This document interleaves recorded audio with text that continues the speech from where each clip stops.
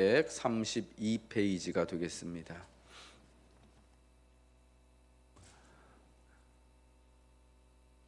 봉독합니다. 느부갓네살이 다스린 지 2년이 되는 해에 느부갓네살이 꿈을 꾸고 그로 말미암아 마음이 번민하여 잠을 이루지 못한지라. 왕이 그의 꿈을 자기에게 알려주도록 박수와 술객과 점쟁이와 갈대아 술사를 부르라 말하매 그들이 들어가서 왕의 앞에 선지라. 왕이 그들에게 이르되 내가 꿈을 꾸고 그 꿈을 알고자 하여 마음이 번민하도다 하니 갈대아 술사들이 아람말로 왕에게 말하되 왕이여 만수무강하옵소서. 왕께서 그 꿈을 종들에게 이르시면 우리가 해석하여 드리겠나이다 하는지라. 왕이 갈대아인들에게 대답하여 이르되 내가 명령을 내렸나니 너희가 만일 꿈과 그 해석을 내게 알게 하지 아니하면 너희 몸을 쪼갤 것이며 너희의 집을 거름더미로 만들 것이요 너희가 만일 꿈과 그 해석을 보이면 너희가 선물과 상과 큰 영광을 내게서 얻으리라. 그런즉 꿈과 그 해석을 내게 보이라 하니 그들이 다시 대답하여 이르되 원하건대 왕은 꿈을 종들에게 이르소서. 그리하시면 우리가 해석하여 드리겠나이다 하니 왕이 대답하여 이르되 내가 분명히 아노라. 너희가 나의 명령이 내렸음을 보았으므로 시간을 지연하려 함이로다. 너희가 만일 이 꿈을 내게 알게 하지 아니하면 너희를 처치할 법이 오직 하나이니 이는 너희가 거짓말과 망령된 말을 내 앞에서 꾸며 말하여 때가 변하기를 기다리려 함이라. 이제 그 꿈을 내게 알게 하라. 그리하면 너희가 그 해석도 보일 줄을 내가 알리라 하더라. 갈대아인들이 왕 앞에 대답하여 이르되 세상에는 왕의 그 일을 보일 자가 한 사람도 없으므로 어떤 크고 권력 있는 왕이라도 이런 것으로 박수에게나 술객에게나 갈대아인들에게 물은 자가 없었나이다. 왕께서 물으신 것은 어려운 일이라 육체와 함께 살지 아니하는 신들 외에는 왕 앞에 그것을 보일 자가 없나이다 한지라. 왕이 이로 말미암아 진노하고 통분하여 바벨론의 모든 지혜자들을 다 죽이라 명령하니라. 왕의 명령이 내림에 지혜자들은 죽게 되었고 다니엘과 그의 친구들도 죽이려고 찾았더라. 아멘. 바벨론 포로로 사로잡혀간 다니엘과 또 다니엘과 같은 이들의 이야기를 통하여서 하나님 우리에게 주시는 말씀인 다니엘서를 함께 묵상합니다. 다니엘을 사로잡아갔던 그 바벨론의 느부갓네살 왕이 어느 날 꿈을 꾸고 그 꿈으로 인하여서 번민하고 있습니다.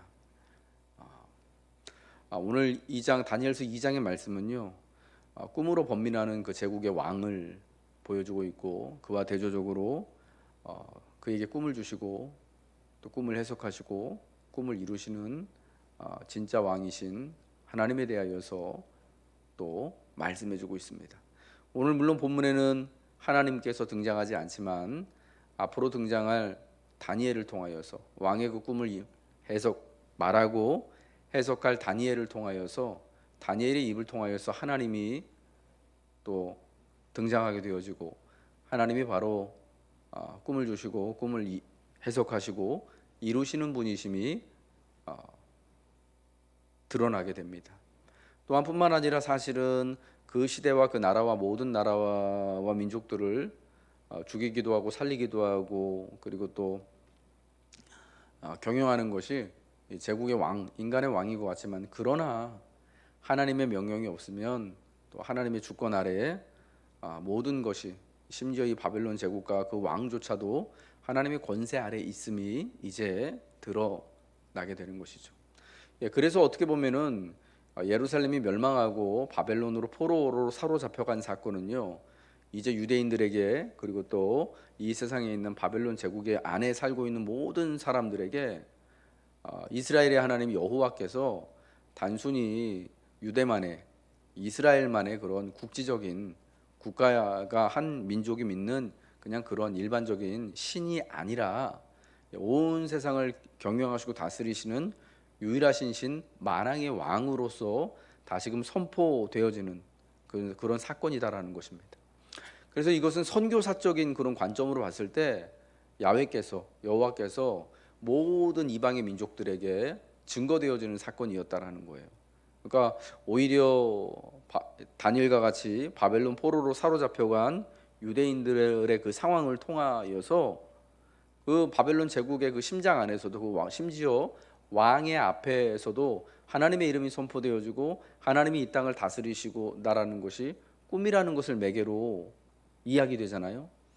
그래서 오히려 이 하나님이 이스라엘의 하나님이 여호와께서 아무런 힘도 없고 능력도 없는 그런 사실은 잘 알려지지 않은 그런 신인 것처럼 보였지만, 그러나 사실은 온 세상의 또 창조자이고 주관자이고 왕이심이 증명되어지고, 그로 인하여서 이제 온 세상에 흩어져서 살고 있는 민족들에게, 사람들에게 이 하나님의 이름이 전달되어지고 또 그 가운데 또 하나님을 또 믿게 되어지는 이런 역사들이 일어나게 되었다라는 것입니다. 우리가 그러한 의미로 선교사적인 의미로 다니엘서를 볼 수 있고, 또한 다니엘과 같이 포로로 사로잡혀간 사람들의 바벨론 유수가 그러한 또 하나님의 이름이 오히려 많은 이들에게 알려지게 되어지고 전해지게 되어지는 그런 기회가 됐다라는 것을 보게 되는 것입니다. 그런 것으로 본다면은요, 우리가 우리에게 닥친 참 사실은 말 못할 그런 위기와 어려움이 무너지게 되며, 사실은 하나님께서 역사하시는 역사의 무대가 될 수 있는 것이고요. 또 하나님은 우리가 닥친 여러 가지 고난과 시험과 위기거리를 통하여서 오히려 우리를 높이시고 우리를 인도하신다라는 것을 배우게 되는 것입니다.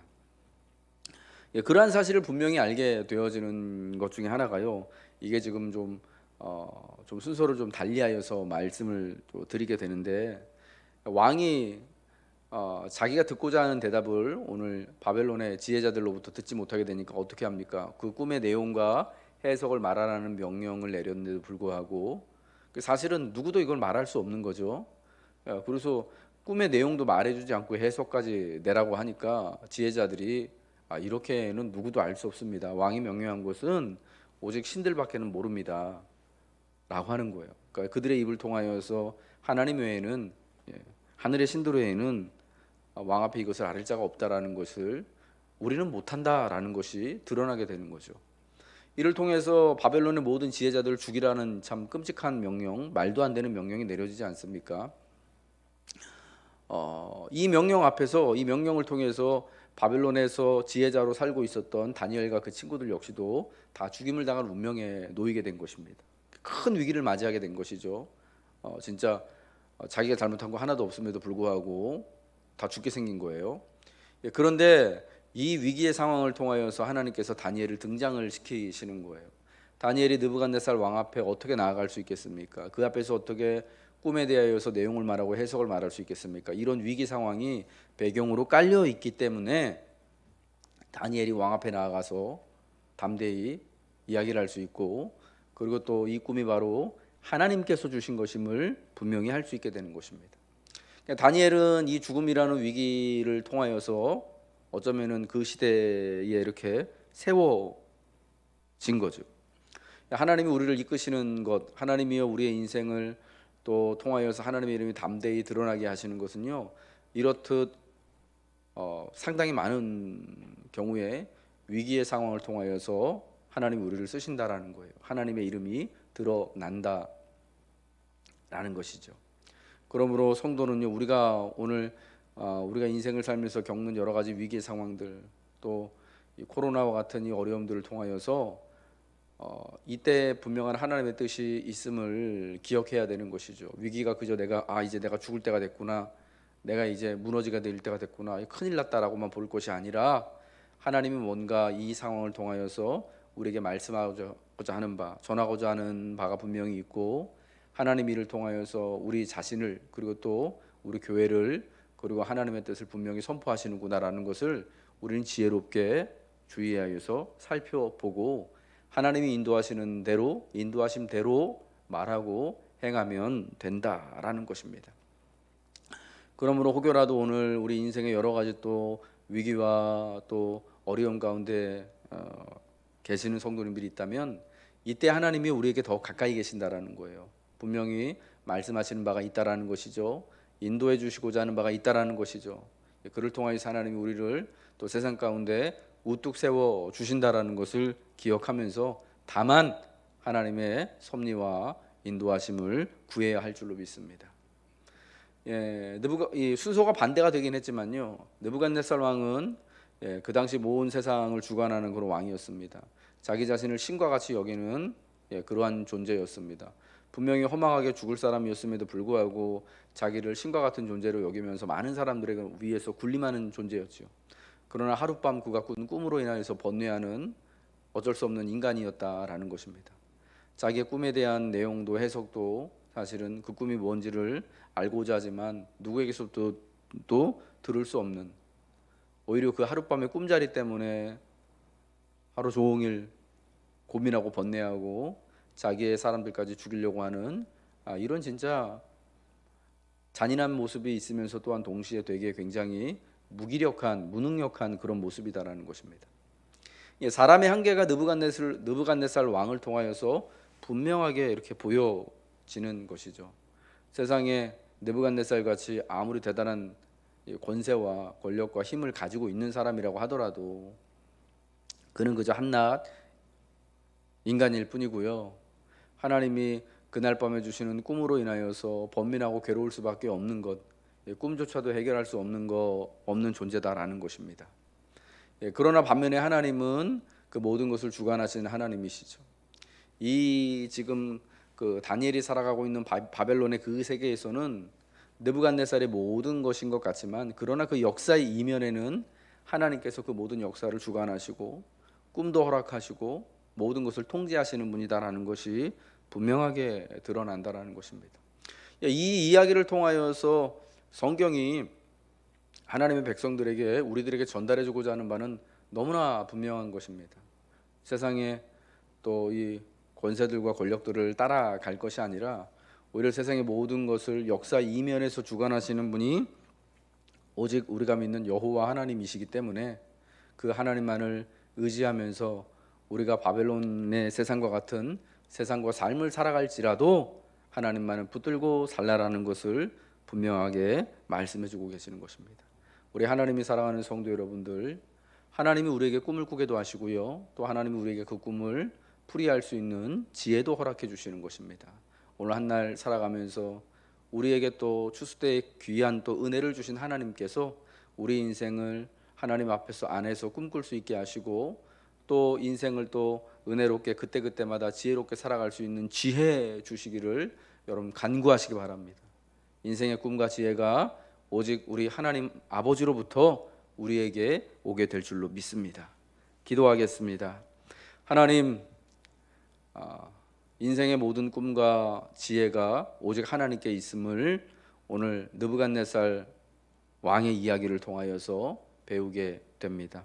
아무리 크고 권세 있는 왕이라고 할지라도 하룻밤 꿈 때문에 번민하며 괴로울 수밖에 없는 무능한 인간임을 우리는 깨닫습니다. 오직 하나님만이 우리의 유일한 왕이시며 꿈을 꾸게도 하시고 또 그 뜻을 알게도 하시고 이루게도 하시는 분이심을 믿사오니, 우리 사랑하는 성도들, 이날 한날을 살아가면서 하나님이 주시는 꿈을 붙들게 하시고 하나님이 주시는 지혜로서 이 땅을 지혜롭게 살아갈 수 있도록 하나님 우리를 인도하여 주옵소서. 이렇게 또 새롭게 시작하는 11월의 셋째 주간도 오직 하나님의 은혜와 인도 가운데 있길 원하오니, 하나님 바벨론과 같은 이 세상을 살아갈 때에 하나님 세상의 풍조에 우리가 휩쓸리지 아니하고 다만 이 땅 가운데서도 하나님만을 의지하며 하나님만을 경배하며 하나님을 붙들며 살아가는 지혜로운 하나님의 백성들 되게 하여 주옵소서. 감사드리며 예수님 이름으로 기도합니다. 아멘. 하늘에 계신 우리 아버지여, 이름이 거룩히 여김을 받으시오며 나라가 임하시오며 뜻이 하늘에서 이룬 것 같이 땅에서도 이루어지이다. 오늘날 우리에게 일용할 양식을 주옵시고 우리가 우리에게 죄 지은 자를 사하여 준 것 같이 우리 죄를 사하여 주옵시고 우리를 시험에 들게 하지 마옵시고 다만 악에서 구하옵소서. 대개 나라와 권세와 영광이 아버지께 영원히 있사옵나이다. 아멘.